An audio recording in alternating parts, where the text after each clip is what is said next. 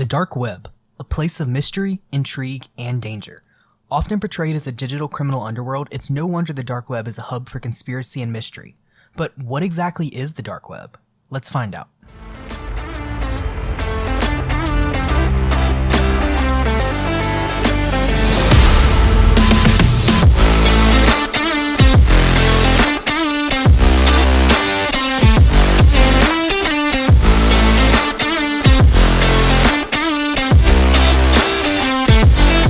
Hey everybody, welcome back to a brand new episode of Southern Woke. If you're new here, I'm Kalan. And I'm Marena. And welcome to the show. Yep. Today we've got another, I guess, conspiracy? But like more real? Conspiracy slash true crime-ish slash definitely exists. Oh yeah, it exists for sure. But it is the source of probably many conspiracies. Y'all, this is a scary one. I don't know if anybody knows what I'm talking about, but there was definitely a video game back in the day out about the dark web that was super popular that you played, and that was my first time ever hearing about it. Marina's giving me a face right now. She obviously has no idea what I'm talking about. Wait, but I guarantee I'm just trying to figure out how your parents didn't allow you to watch Harry Potter, but you could play this dark web game? What the hell? I feel like I was maybe like 16 or 17 at the time, so I was probably like doing it without them knowing. Oh, you were It wasn't rebellious. actually on the dark web, though. It was just a game about getting on the dark web. Interesting. Would you ever get on the dark web? No, but I would be in the same room as somebody else that got on. Yeah, I thought about it like for a good few minutes just for this episode so I could have experience, but I was like, yeah, no, I'm not trying to spice up my life like that right now. Hard pass. I don't know enough about like VPNs and all that like stuff you need to protect yourself to get on it, I feel like, to trust like logging on any of my devices. Now, I actually was on the phone with my brother who has been on the dark web like a million times. Oh dear. And yeah. And he was giving me some information about it, and he said, hey, come over real fast before you record the episode. And he's like, I'll get on and show you everything. And unfortunately, I did not have time to do that today. But if I do I could have it soon, waited. yeah, I know. But also, I was kind of scared at the same time. But he does get on it. And let's just go ahead and say right now, so it is not illegal to get on the dark web. Like, anybody can do it. And we're going to talk about, like, how to do it in the episode. But I do want to make a disclaimer. Southern Woke, me and Marena do not recommend or condone, that's the word, anybody getting on the dark web. And it is not only because it has a bunch of illegal stuff on there, but it can also be really, really dangerous. So we're going to go ahead and talk about the dangers and that type of nature of it. But it also does serve some good. And we're going to talk about that as well. Yeah, so why don't we just get right on into like a general consensus for like the definition of the dark web? So the dark web is the part of the World Wide Web, www, that is only accessible by means of a special software, allowing users and website operators to remain anonymous or untraceable. But, yo, it's even deeper than that. It's so much deeper than that. So to really understand the dark web, we need to talk about the surface web.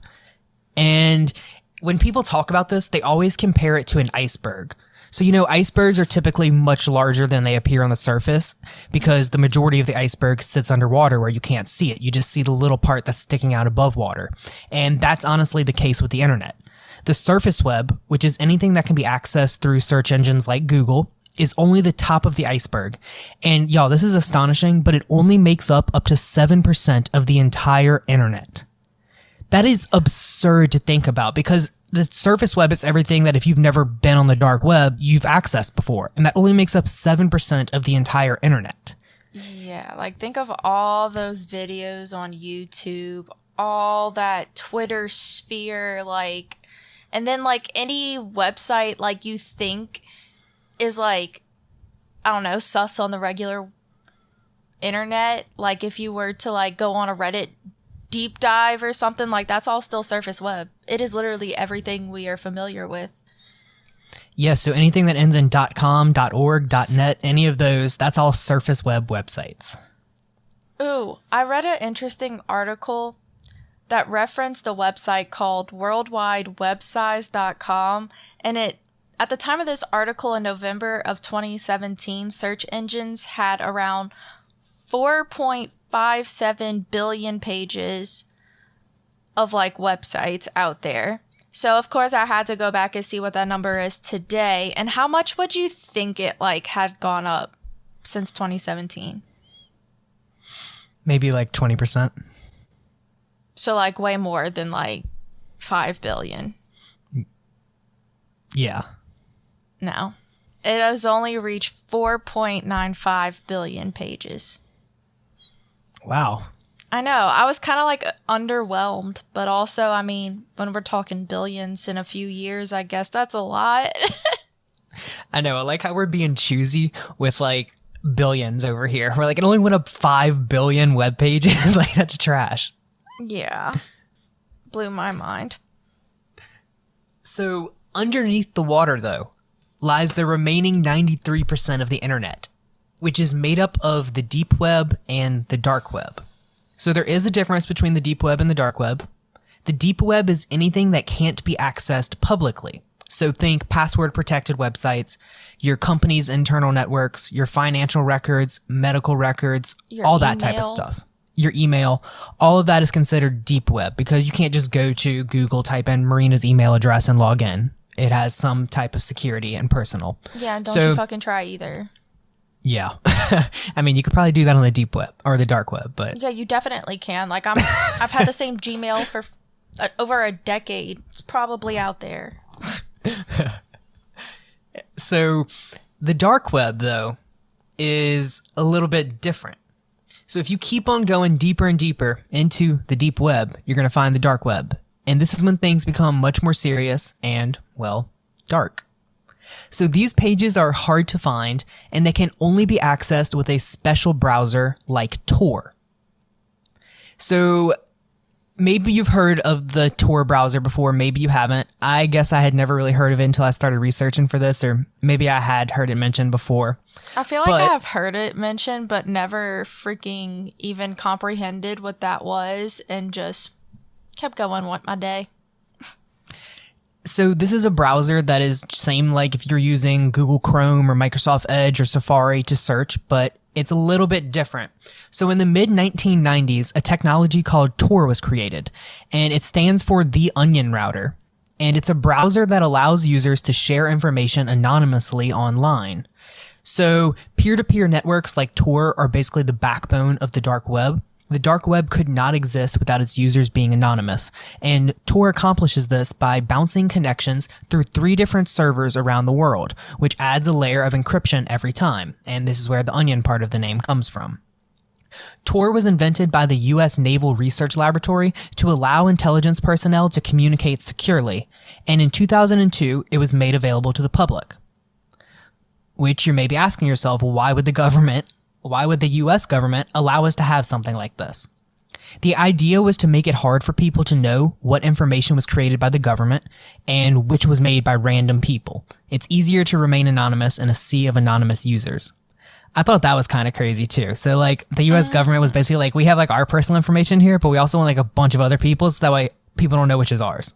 Yeah, and that's abundantly clear since the U.S. government is mostly what financially supports this platform. Like they make the highest donations because it's like donation based. Yeah, which is kind of crazy considering the amount of just insane stuff that happens on the dark web. Mm-hmm.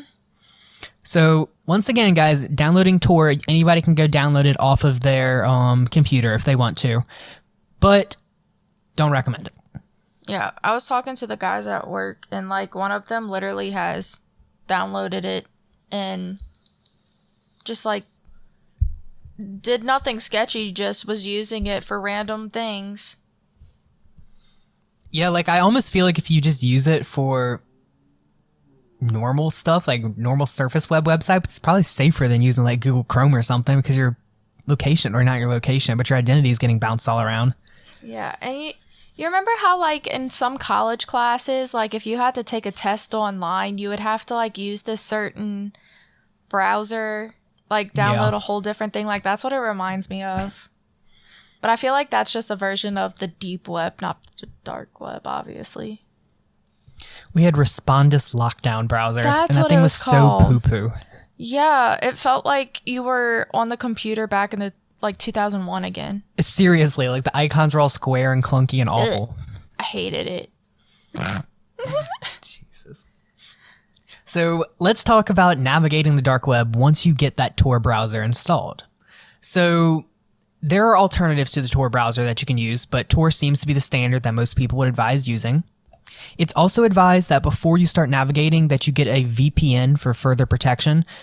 Y'all, I'm going to be straight up honest with you here. I do not really understand VPNs at all, although I know that they like change up your IP address and they'll like hide your location. But because Tor masks your identity, it doesn't mask your location. And for that reason, it's suggested that you have a VPN if you're going to use it. So there are search engines on the dark web. However, they're not nearly as efficient as search engines you find on the surface web, such as Google. Indexing and searching on the dark web is often challenging as its landscape is constantly changing. Dark websites shut down and move around regularly. So this is a very normal thing with websites on the dark web. They'll just go missing, or certain websites will only be available at certain times. And so it's kind of really hard to find things if you don't know exactly what you're looking for. Do you know what I just got a mental picture of? What? Do you remember the Disney movie Pixel Perfect? That name's so familiar, but I can't think of what it's about. Like, there's this scene where, like, because she's, like, this hologram girl, and she, like, I don't know, gets lost in the cybersphere, and she's just, like, running past, like, files and just, like, futuristic-ass looking shit, and it just reminds me of, like, how the dark web looks, like, played out. Like, just things moving around, disappearing constantly. It's weird. I don't know. I think I know what you're talking about. If y'all remember that movie, you probably feel me. Kalan didn't watch a lot. Yeah, we all know I am not a movie person. Did you see the stuff about the hidden wiki? Yes. So that is a good, well, let me not say a good place to start, but... Because, like, I was trying to figure out how does one just, like, okay, get on a browser on the dark web or on Tor or whatever. Like, how do you go...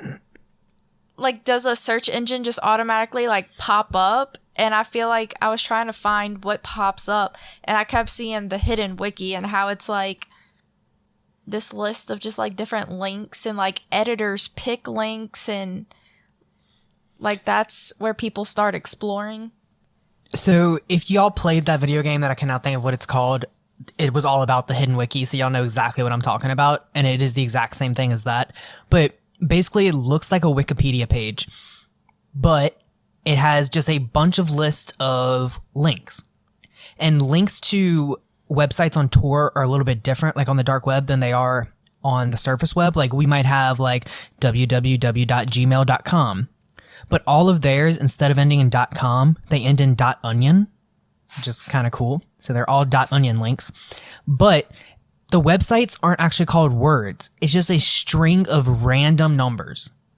And that further does the encryption. So you have no way of typing in, like, which website you want to go to. You have to already know this random string of numbers that you're going to go to. And for that reason, there's websites like the Hidden Wiki, which just have a list of all of those strings of numbers so that you can actually navigate to these different websites. There are some really creepy things on the Hidden Wiki, though. There's like a safe mode where it tries to filter out stuff, but then there's also an intense mode where you can literally get taken to anything. So just full disclaimer, if you do make your way to the Hidden Wiki, don't think you're safe just because you're there, because a lot of those websites will lead you to like awful things like child pornography, very illegal websites. So just be very careful when you're going around clicking on links on stuff like the Hidden Wiki. Damn. Like, I'm just reading the list of all the categories, and they've got like real deal links to buy drugs, and then they just have blogs and essays, and then it goes to hacking services. And then they have the darknet radio. Apparently it's just weird electronic songs and some jazz. It's fitting. Yeah, I feel like if there was any type of dark web music, it would be like jazz and electro. So there is a place called Dread, and apparently that is a really good place to start if you are just coming into the dark web. My brother referred to it as Dreadit. I don't know if that's actually what it's called, but when I was looking at it, it was just called Dread. But basically, this is the dark web Reddit. So if you think normal Reddit gets crazy, dark web Reddit gets even crazier because it's all anonymous and you can literally talk about whatever with zero moderation. So there's good sides to this and there's bad sides to this, of course. But the community, apparently, according to my brother, is like very wholesome. And what's also really important about it is they really like watch out for each other. And because of this, they like anytime there's like a dark web scam or something crazy going on, they warn everybody about it. And so, of course, the like bad people on the dark web hate this. So they're constantly going under cyber attacks, like knocking them off server, like constantly, because the bad people don't want them like telling everybody. So you might not be able to find your way to this website because it's constantly getting taken down and put back up over and over again. But Reddit is apparently a really good place to start, and they'll go ahead and give you a bunch of links to like safe dark web websites to go to. As safe as the dark web can be. God, I am so tempted because think of all just like the conspiracy research we could get. Oh my God, so much. Ay. The temptation is there, but no. There's also a place called the Hidden Wallet. And if you're on the dark web, you'll probably be using this because this is what allows you to make transactions. This site is sort of like a digital wallet and allows you to transact in Bitcoin, which you only use cryptocurrency on the dark web, and Bitcoin is the main one. The big difference, though, is that most digital wallet sites are not anonymous, and many even have to comply with financial regulations. The Hidden Wallet, though, is hidden. And then they, of course, have like those random ass chat rooms, but I was already thinking like, I got on Omegle as a teenager. Some of that shit was already scary. Yeah, dark web Omegle? Heck no. What? No, thank you. Oh, God. That, like, reminds me of one of the creepy stories I have for later about red rooms. Oh. Yes, those are really creepy. I remember hearing about red rooms before I even, like, really knew about the dark web, though. Me too. When I found out the real meaning, I was like, oh, okay. I also saw, and this is real, there is a dark web Facebook. And it was literally made by Facebook. Like, they have a dark web version of their website. And it's really strange that the world's largest social media platform would have a .onion address, but they do. This part of Facebook was supposedly developed by them to cater to those who want a social network that's anonymous. I'm not quite sure how anonymous and social go together, but Facebook claims to not keep logs of user activity on their dark net. Whatever, we all know Facebook shares everything. Literally, and they have the nerve to go after TikTok. Oh, also, right. I saw this one place called Apple Palace, and it just like gets under my skin because working at a retail store and people come in with their James Bond ass break-ins and steal all this Apple stuff. I'm just thinking like this is gotta be where it goes is the Apple Palace because they sell like legitimate, quote unquote legitimate Apple products for like super low prices. God, like that's kind of insane. Like those places like operate for a long time on the dark web and like just don't get taken down. I know, like it's fucked up. I feel like the government just lets certain things just... It's probably someone in the government. Bam. New conspiracy. It's all just lies. Alright, I made a little list of ways to stay safe on the dark web, according to this website, even though we still don't suggest getting on it. But if you do, here's some things to follow. So, 1, don't click unfamiliar links. Confirm that the URL you're going to is always correct. Use strong passwords. I feel use like this VPN. Is all valid for like Surface Web too. Yeah, true. Use alternative emails. Don't enter personal information. Avoid proxy services. I have no idea what that means, but avoid those. Cover your webcam and microphone. This is a big one, and you for exactly the reason why you think it is very common for people to start looking through your webcam while you're on the dark web. Don't download anything. Just don't do it. Avoid buying anything if possible because you might run into legal problems. And use antivirus software. I have a few more too. Apparently, if you minimize your Tor browsing window, like the FBI, like when they're searching for like dark web activities, it's like a certain screen size that they're filtering through. I don't know. It was a weird explanation, but apparently just minimizing your browser will make it less likely that the government can track you. I saw something about that, and I just figured like minimizing it, like if somebody was watching your screen, they would see your personal information, and that was why, but I didn't know that was the reason. That's interesting. Yeah. All right, now let's kind of talk about why criminals love the dark web so much. So, being a place that is very anonymous, it draws a bunch of different characters from all over. And here are some examples of what someone may find on the dark web, or what criminals might go on there for. So, illegal drugs for sale, as well as guides on how to make homemade illegal drugs, stolen identity information and health records on individuals across the world up for resale, which apparently this is like a super, super, super common one. Like you can just go and buy somebody else's identity for like a very cheap price. Hacked credit card and bank account details. You can go on there and pay a very cheap amount to buy somebody's credit card. Hacking as a service.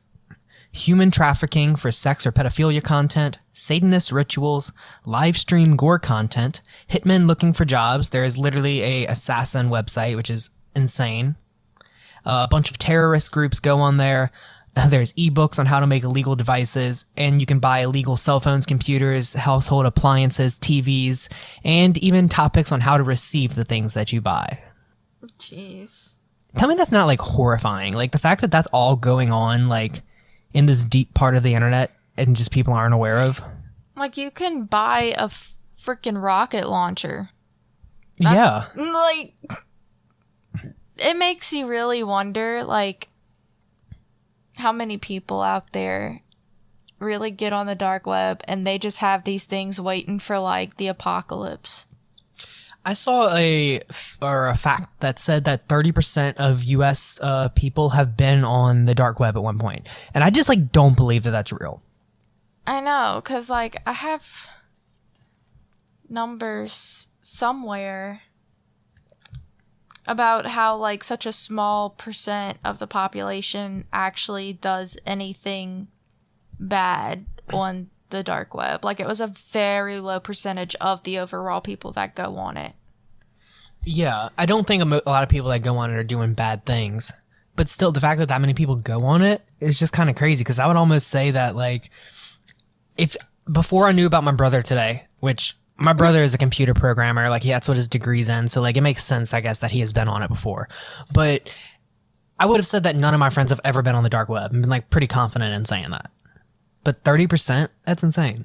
I mean, yeah, because, like, when I brought it up at work and people were just like, yeah, I've been on it. And I'm like, okay, this is more common than I imagined, I guess.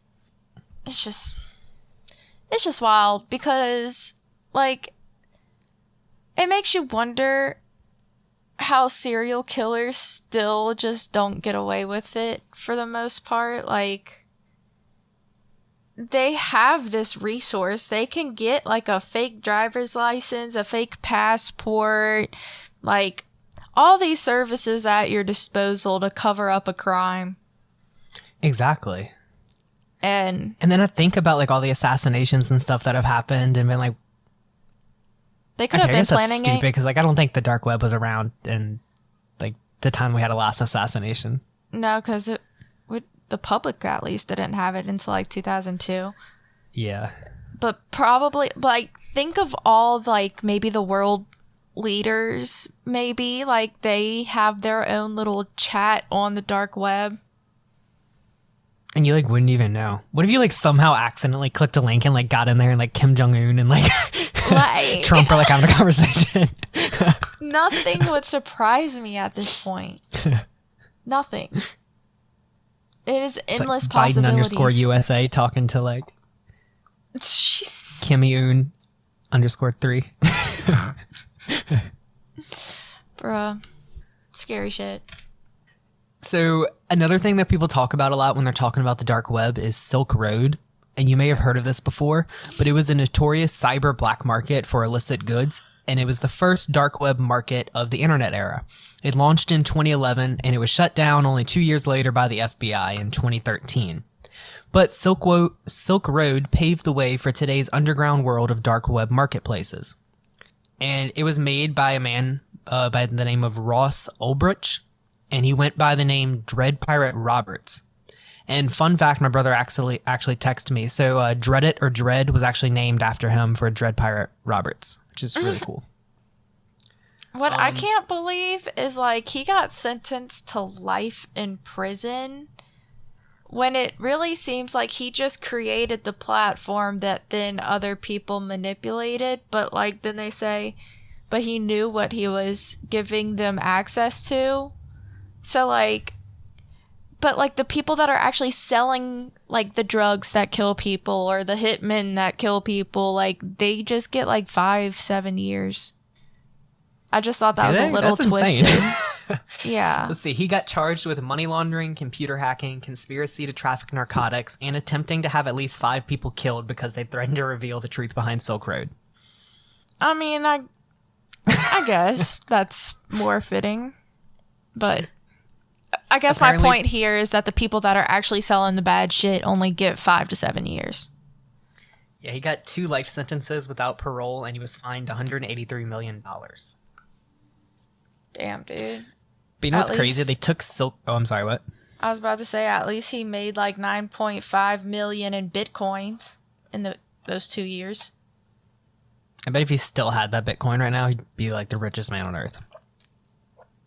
It also makes me think, so like you only can buy things on the dark web and cryptocurrency and like Bitcoin. What if that's why like crypto's so big now and like shooting up? It's just because everybody's using it down there. But also, like, I feel like another reason is because the economy and the value of the dollar is like nothing now. So people are like preparing for the future. But that's what they want us to think. Boom, new conspiracy. I know. We're going to have to do a whole episode on like the economic collapse and that whole situation, because that's like freaking doomsday coming. Can you imagine us trying to explain like economic collapses and cryptocurrency to people? I will do the research for y'all. That's how committed I am. It's a possibility that we should all be ready for. I've had my friend try to explain like trading and crypto to me 7,000 times, and yeah, I just realized I don't think it's for me.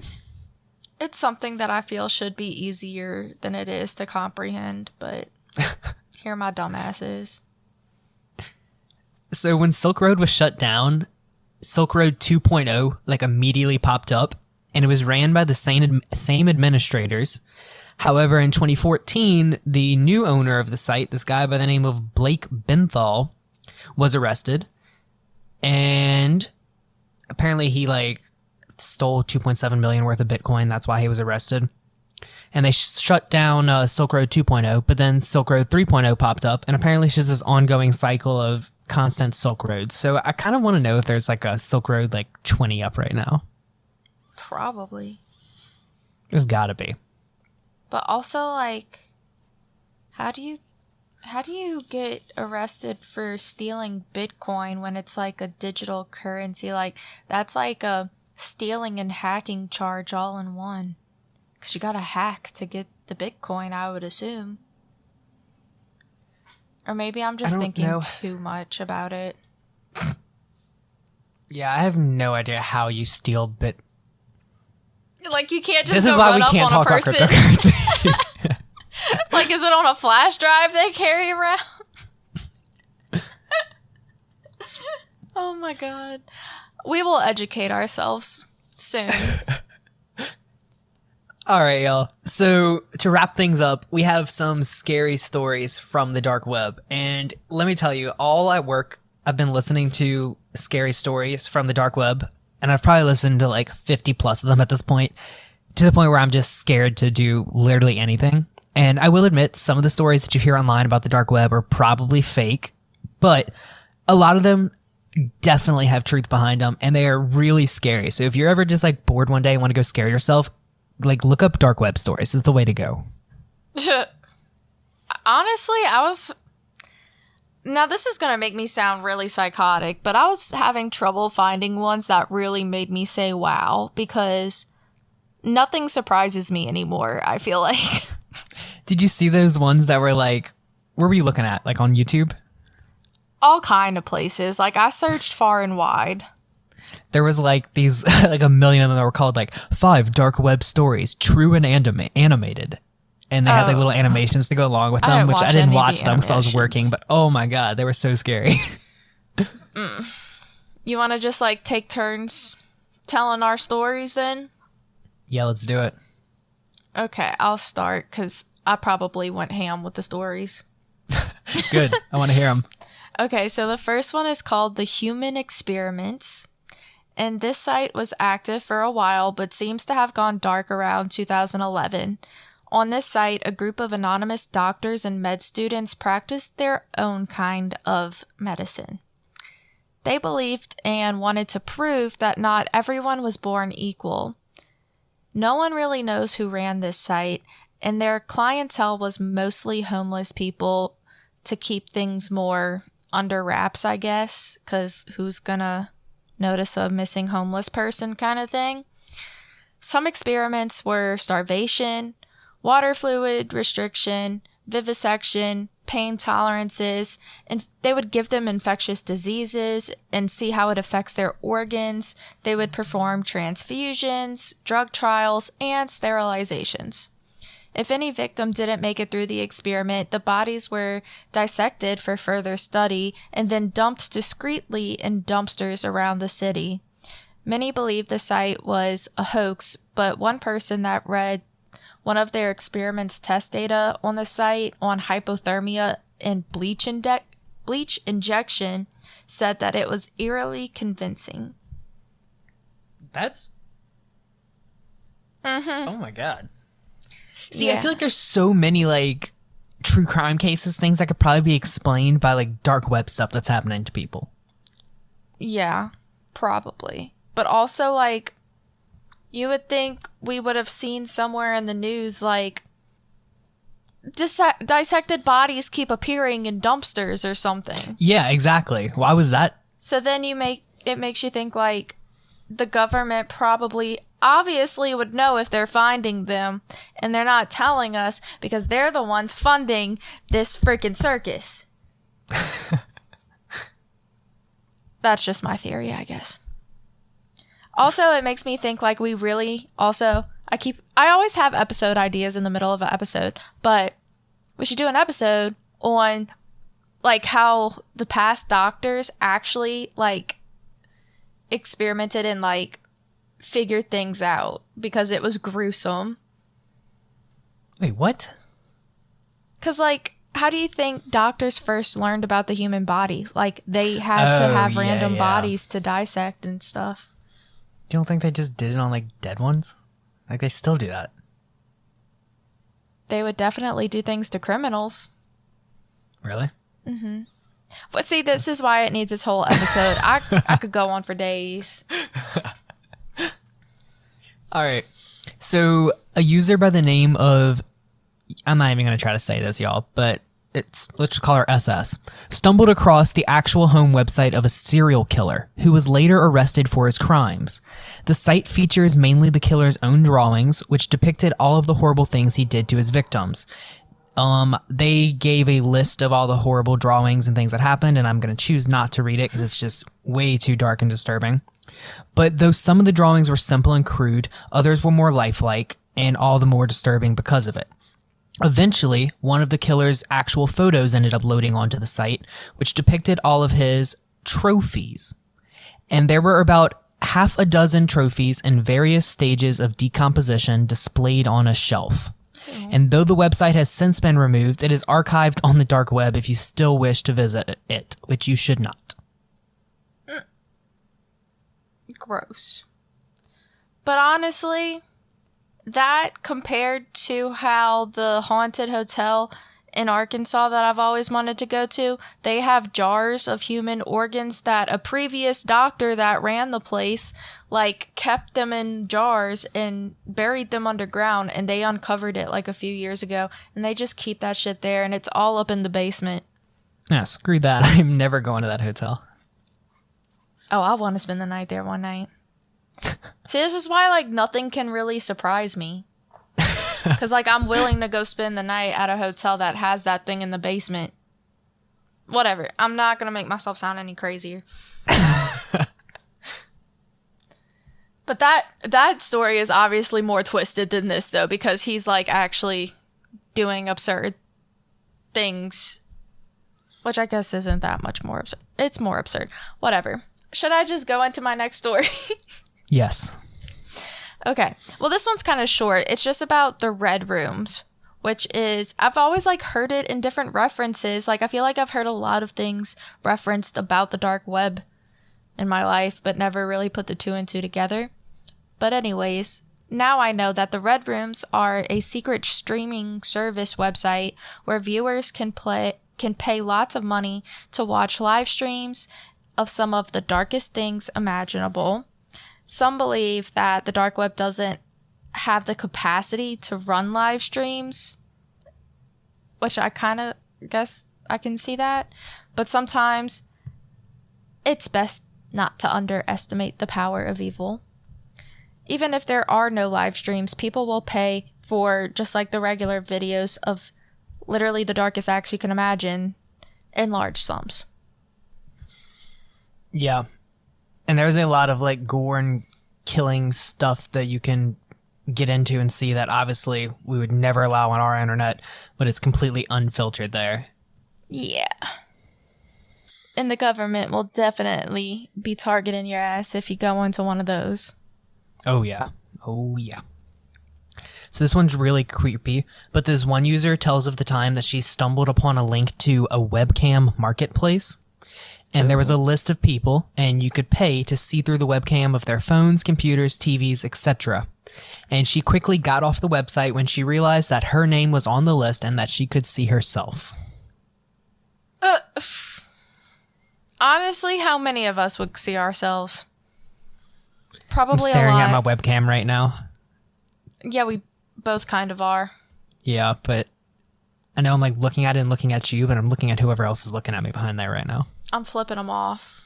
Don't piss them off. It's gonna be like the Scientologist all over again. Oh my god. I remember when the Scientologist... Bruh. I swear they deleted my Instagram and then they were like, ha ha ha, nope, that's just teaching you a lesson. Here's it back. Don't say nothing else. I will die on the hill that they deleted Marina's Instagram. They have a social media freaking team. I wouldn't be surprised. They just sit there and research what people are saying about them all the time. We were so scared after that episode that the Scientologists were going to come after us, and now we just say whatever and piss everybody off. Well, they did do something about it, but... Yeah, they did. Lesson not learned. So sorry. Feel better. Okay. This one's a bit funnier. I titled this one because it didn't exactly have a title, but it's called Bedbugs Fuck the World. Okay. One Redditor was telling a story of one of the more out there things they have seen on the dark web. They came across a man that was trying to get a shit ton of bedbugs shipped to his home.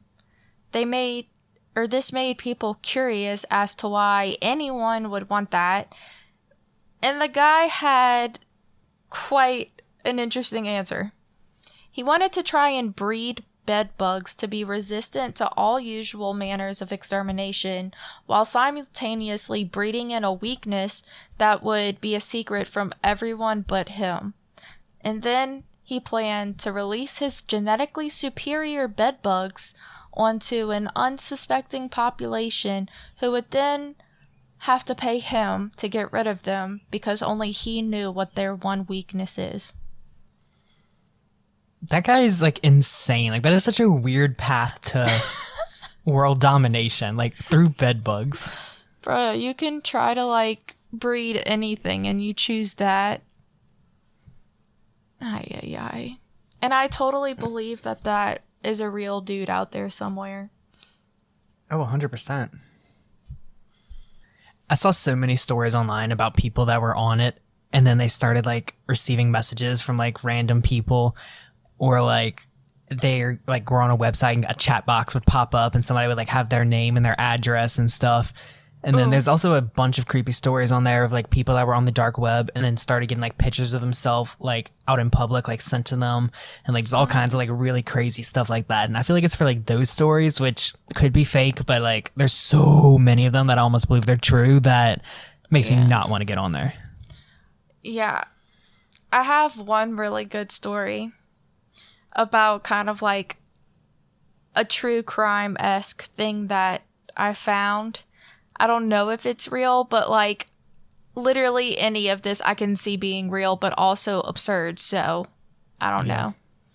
But first I wanted to mention, like, have you ever heard like someone getting swatted? SWAT rated? Yeah. Yeah. So like people will like obtain people's IP addresses and report that like there's serious and illegal activity at the location, like a bomb threat or a hostage situation, and then SWAT teams are sent in on like they do that innocent... to streamers and stuff sometimes. Yeah.